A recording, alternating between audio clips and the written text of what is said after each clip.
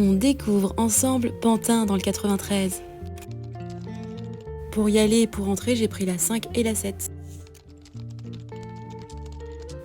On commence cette visite de Pantin par le quartier Église de Pantin, un secteur historique situé autour de l'église Saint-Germain-l'Auxerrois, le plus vieux monument de la ville.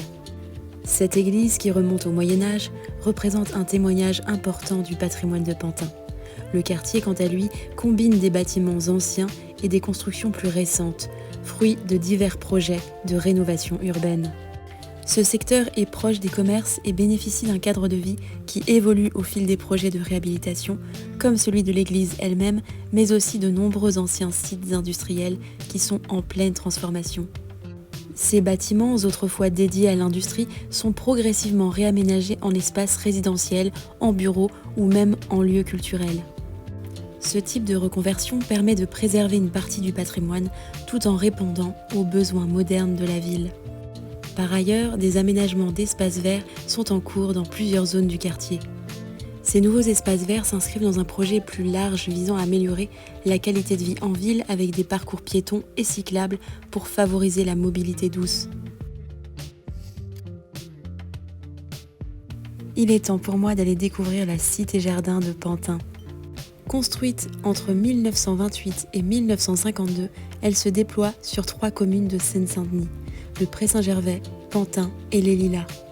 Conçu par l'architecte Félix Dumail, ce projet regroupe 1200 logements collectifs, 56 pavillons, ainsi que des équipements publics et des ateliers d'artistes.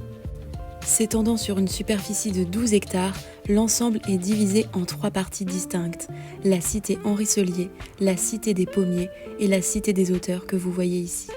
Ce projet de cité-jardin s'inscrit dans un paysage marqué par un relief irrégulier et un sol instable, héritage des anciennes carrières de gypse.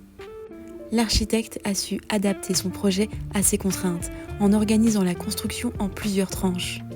Ces différentes parties, bien que distinctes, forment un ensemble cohérent, combinant espaces verts, habitation et équipements, et s'intégrant parfaitement au tissu urbain environnant.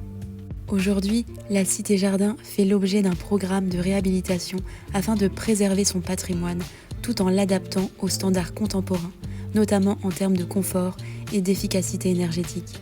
Il s'agit de préserver l'équilibre entre la préservation de l'identité historique et les besoins modernes. La suite, partie 2.